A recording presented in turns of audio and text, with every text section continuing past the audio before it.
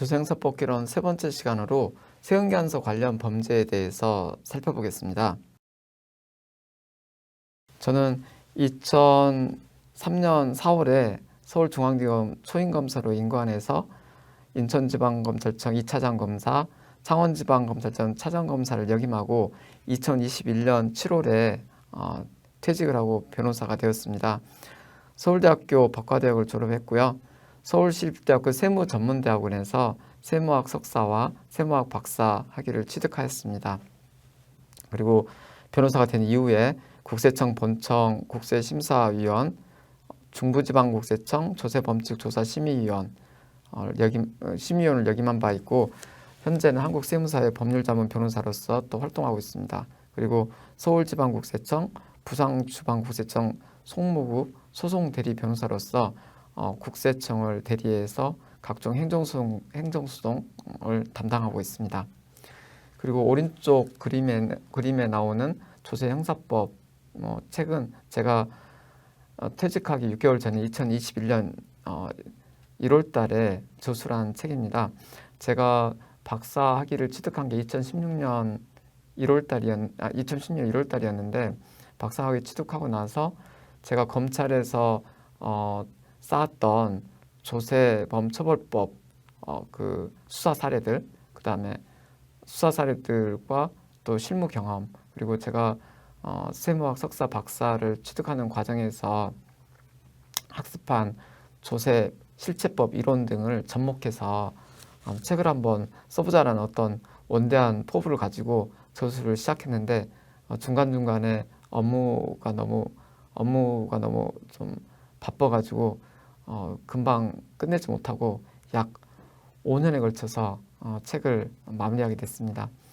오늘 제가 강의한 내용들은 대부분 다 이 책에 나와 있는 내용들을 토대로 제가 핵심적인 부분만을 말씀드리게 될 거고요. 그 외에 나머지 보다 상세한 내용들이나 판례들은 여러분들께서 제 책을 참고해 주신다면 도움이 되실 것 같습니다. 그리고 조세형사법과 관련된 그런 그 내용들은 제가 여러 세무사님들이나 회계사님들, 기타 그 세법 분야에 종사하시는 변호사님들하고 얘기를 해보면 이 분야는 조세법 분야 중에서도 상당히 특수한 분야이기 때문에 많이들 생소하시고 또 어려워하시는 부분들이 많이 있었습니다. 제 강의나 아니면 제 책을 보시고도 어떤 의문점이나 궁금한 점들이 있으시면은 제 책에 나와 있는 제 이메일 주소나 아니면 제가 소속되어 있는 법무인 유루에 일반 전화로 전화를 주시면 저랑 연결이 돼서 소통이 가능하실 것 같습니다. 세금관서 범죄는 조세범처벌법 제10조에 규정되어 있습니다. 조세범처벌법 제10조 제1항은 실물거래를 한 공급자, 그러니까 실물거래 공급자의 위반 행위를 처벌하는 그런 조항입니다. 그리고 제2항은 실물거래를 한 공급받은 자를 처벌하는 조항입니다. 그리고 10조 제3항은 실물거래를 하지 않고 재화 또는 용역을 공급하지 아니하거나 공급받지 아니하고 세금계산서 등의 발급과 수취만을 한 행위를 처벌하는 그런 조항입니다. 그리고 사항은 가공 세금계산서 등의 행위를 가공 세금계산서 등을 발급하거나 수취한 행위를 알선하거나 중개하는 자를 처벌하는 조항입니다. 그리고 사항에서 세무사나 공인회계사 및 변호사가 이러한 알선 행위를 중개한 때 가중처벌하도록 규정하고 있습니다. 도표로 한번 조세범처벌법 제10조 내지는 세금계산서 등 관련 범죄의 구성요건 체계를 한번 살펴보겠습니다. 먼저 공급자 측입니다. 공급자 측을 처벌하는 그런 규정으로는 먼저 실물거래가 있는 경우에, 실물거래를 한 그런 그 공급자의 경우에는 세금계산서를 발급하지 아니한 행위, 또는 세금계산서를 발급했으나 그 공급가액 등 중요사항을 거짓으로 기재해서 발급한 행위를 처벌을 하고 있는데, 그 처벌 조항을 살펴보면 세금계산서의 경우에는 10조 1항 1호에서 처벌하고 있고 계산서의 경우에는 10조 1항 2호에서 처벌하고 있습니다. 그리고 실물 거래를 한 공급자로서 매출처별 세금계산서 합계표 내지는 계산서 합계표를 거짓 기재해서 제출한 행위도 처벌되는데 세금계산서 합계표는 10조 1항 3호에 의해서 처벌되고 계산서 합계표는 10조 1항 4호에 의해서 처벌이 됩니다. 그리고 실물 거래가 없는 형식상의 공급자를 처벌하는 조항은 조세범처벌법 그 발급행위, 실물 거래가 없음에도 불구하고 세금계산서 등을 발급하는 행위는 10조 제3항 1호에 의해서 세금계산서가 처벌되고 10조 제3항 2호에 의해서 계산서가 처벌이 됩니다. 그리고 실물 거래가 없이 형식적으로 공급하고 매출처별 세금계산서 합계표 내지는 계산서 합계표를 거짓 기재해서 제출하는 행위는 세금계산서 합계표의 경우 10조 3항 3호에 의해서 처벌이 되고 계산서 합계표의 경우에는 10조 3항 4호에 의해서 처벌이 됩니다. 그리고 이제 공급받는 자를 처벌하는 조항을 살펴보겠습니다. 먼저 실물 거래를 한 그런 공급받는 자, 실물 거래에서의 공급받는 자의 경우에는 먼저 그 세금계산서를 실물 거래를 했으면은 세금계산서를 발급을 받는 게 맞겠죠. 그런데 세금계산서 발급자 내지는 공급자와 함께 합의해서 세금계산서를 상호 주고받지 않기로 하고 미수취한 경우 이거를 처벌하도록 그렇게 되어 있고 그 다음에 수취하긴 했는데 공급가액 등 중요 사항이 거짓 기재된 세금계산서를 수취한 행위를 또 처벌하도록 되어 있습니다. 이러한 행위는 세금계산서의 경우 10조 2항 1호에 의해서 처벌되고 계산서의 경우는 10조 1항 2항 2호에 의해서 처벌이 됩니다. 그리고 당연히 실물 거래를 한 공급받는 자의 경우 매입처별 세금계산서 합계표 등을 이제 제출할 의무가 있는 경우에 하나요. 제출 의무가 면제되는 경우 말고요. 의무가 있는 경우에 이것을 거짓 기재해서 제출하는 경우에 처벌되는데 세금계산서 합계표의 경우는 10조 2항 3호 그 다음에 계산서 합계표의 경우에는 10조 2항 제4호에 의해서 처벌이 됩니다. 그리고 실물 거래가 없음에도 불구하고 가공 세금계산서를 수취하는 행위는 10조 3항 1호에 의해서 처벌되고 가공 계산서를 수취하는 행위는 10조 3항 제2호에 따라서 처벌이 됩니다. 그리고 매입처별 세금계산서 합계표 내지는 계산서 합계표를 거짓 제출한 행위도 10조 3항 3호 4호에 의해서 처벌이 됩니다. 그리고 이렇게 실물 거래가 없는 그런 세금계산서 등의 발급과 수취 행위를 알선 중개하는 행위는 10조 4항에 의해서 처벌이 되고 있습니다. 이제 다음으로 실무 거래를 한 공급자의 의무 위반 행위를 처벌하는 조항에 대해서 한번 살펴보도록 하겠습니다. 그 유형 중에서 세금계산서 미발급 행위, 거짓 세금계산서 발급 행위, 거짓 기재 매출 세금계산서 합계표 제출 행위 등으로 순차적으로 살펴보도록 하겠습니다. 먼저 세금계산서 미발급 행위의 범죄 주체는 부가가치세법에 따라서 세금계산서를 작성하여 발급하여야 할 자, 그 다음에 거짓 기재 매출처별 세금계산서 합계표 제출 행위의 범죄 주체는 매출처별 세금계산서 합계표를 정부에 제출하여야 할 자만이 범죄 주체가 됩니다. 이렇게 특정한 지위, 신분에 있는 자만 범죄를 저질 수 있도록 규정된 그런 범죄를 신분범죄라고 하는데 이 행위들은 다 신분범죄에 해당된다고 하겠습니다. 그러면 누가 부가가치세법에 따라서 세금계산서를 작성하여 발급할 자로서 범죄 주체가 되느냐라고 살펴보면 결국은 부가가치세법 조항에 따라서 사업자가 재화 또는 용역을 공급하는 경우에는 예외는 있지만 원칙적으로는 세금계산서를 발급해야 되고 또 전자세금계산서가 아닌 경우에는 학계표까지 정부에 제출하도록 그렇게 되어 있습니다. 따라서 재화 또는 용역을 공급하는 사업자가 원칙적으로 세금계산서를 발급해야 할 자 내지는 그 매출처별 세금계산서 학계표를 정부에 제출을 해야 할 자에 해당이 된다고 보시면 되겠습니다. 다만 그 간이 과세자나 면세 사업자 등은 세금계산서 발급 의무가 없기 때문에 세금계산서 미발급 범죄나 아니면 거짓기재 범죄의 범죄 주체에 해당될 수 없고 일반 과세자인 경우에도 부가지법이나 시행령에 따라서 세금계산서 발급 의무가 면제되는 경우나 아니면 영수증 발급 대상인 경우에는 본 범죄의 주체가 될 수 없습니다. 그리고 사업자, 부가지법에서 사업자라는 개념이 중요한데요. 사업자란 사업 목적이 영리든 비영리든 상관없이 독립적으로 재화 또는 용역을 공급하는 자를 의미를 합니다. 그리고 이렇게 재화 또는 용역을 공급한 이 사업자의 개념을 충족하는 사람이라고 한다면 비록 사업자 등록을 하지 않았다 하더라도 세금계산서 미발급 범죄의 범행 주체가 될 수 있습니다. 세금계산서 미발급범은 어떻게 하는 게 미발급이냐라고 따진다면 세금계산서를 아예 작성하지 아니하는 행위도 미발급이고 세금계산서를 작성했으나 상대방에게 교부하지 않은 행위, 뭐 전자세금계산서 같은 경우 전송하지 않은 행위도 미발급에 해당이 된다고 하겠습니다.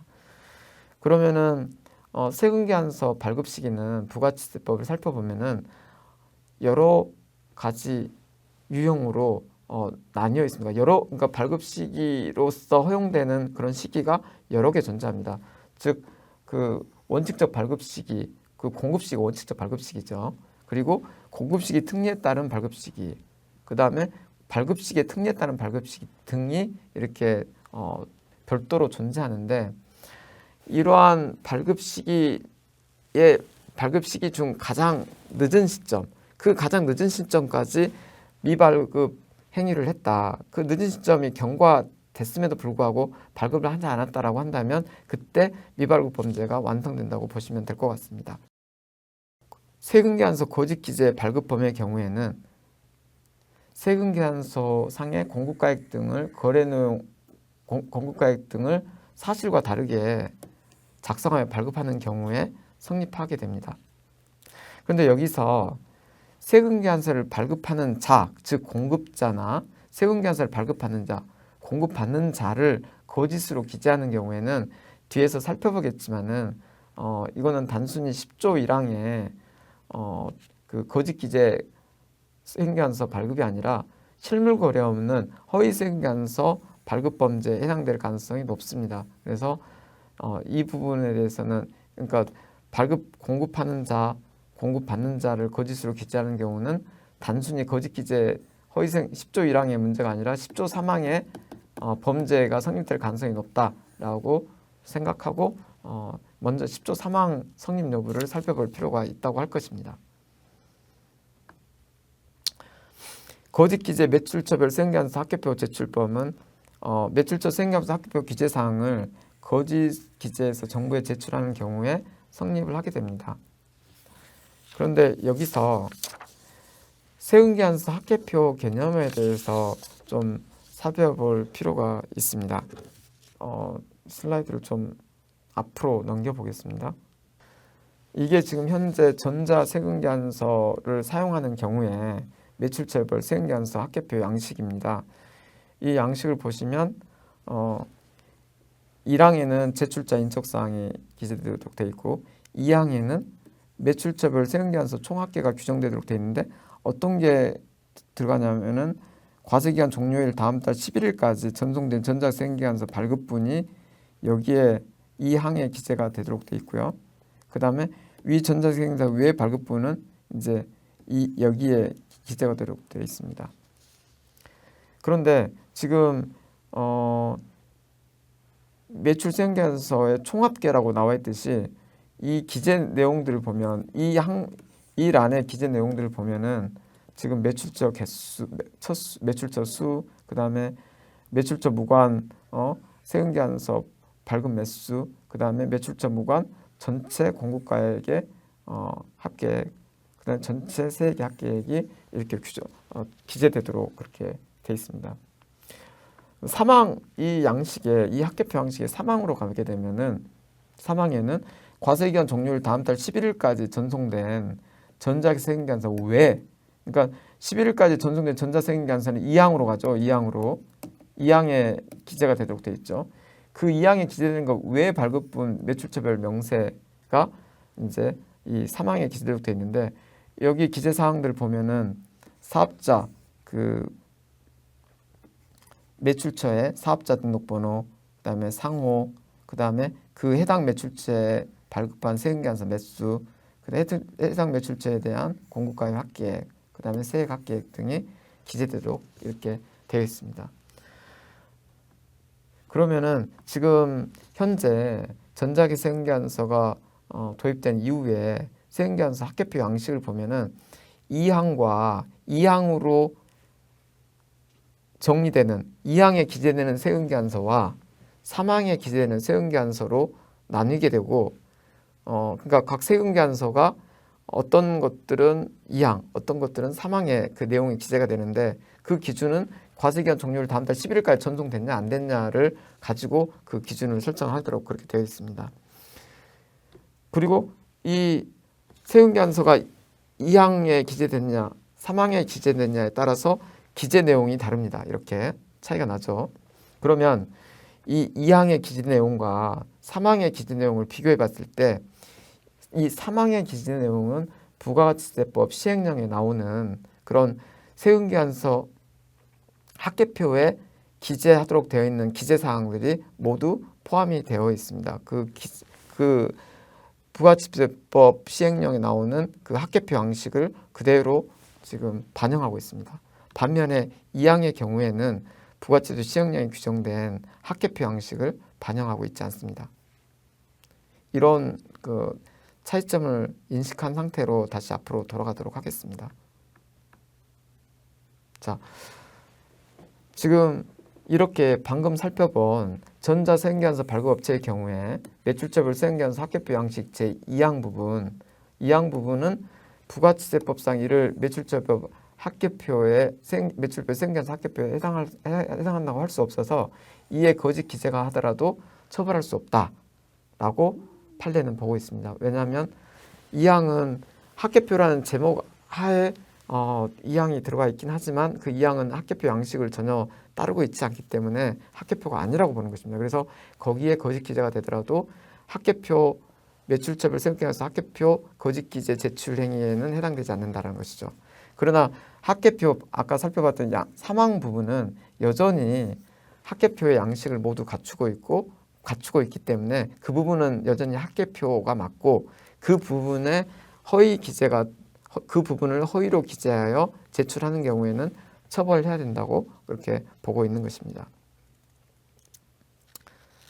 그 다음에 또 합계표에서 또 한 가지 살펴봐야 될 점은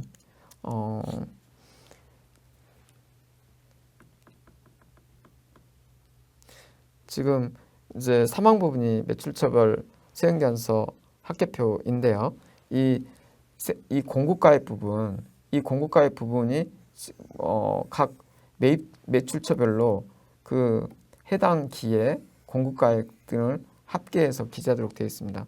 그런데 만약에 이 1번 매출처를 A 매출처라고 본다 그러면은 이 납세자와 A 매출처 사이의 거래에 그 공급가액이 과장 기재된 세금계산서가 포함되어 있었다.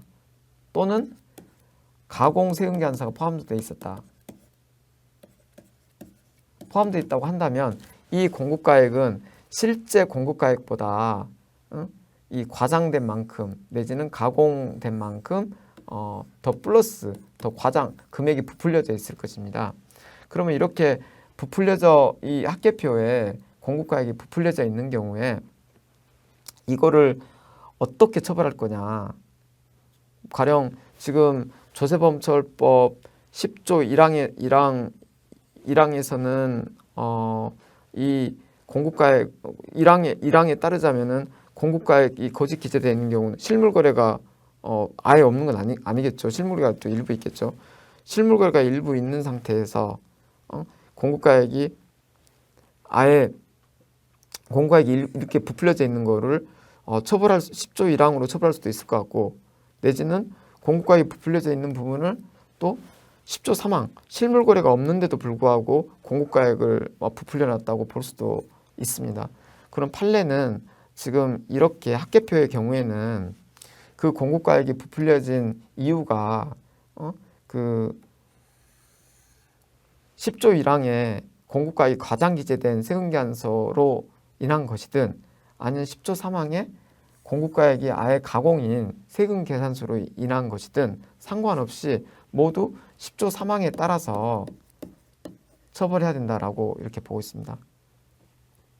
즉 10조 3항에서는 세금계산서 학계표가 세금계산서 학계표를 거짓 기재해서 처벌하는 그런 조항을 두고 있는데, 아까 말씀드렸듯이 학계표의 공급가액이 실제 공급가액보다 부풀려져 있다고 한다면 무조건 판례에는 10조 3항으로 처벌을 해라 라는 입장인 것입니다.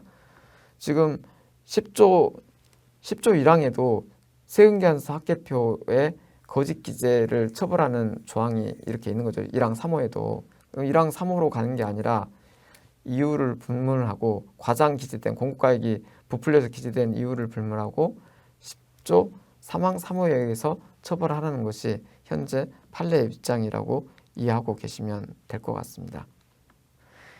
이러한 논리는 앞으로 뒤에서 나오는 모든 학계표에 다 공통된 사항이라고 보시면 될 것 같습니다.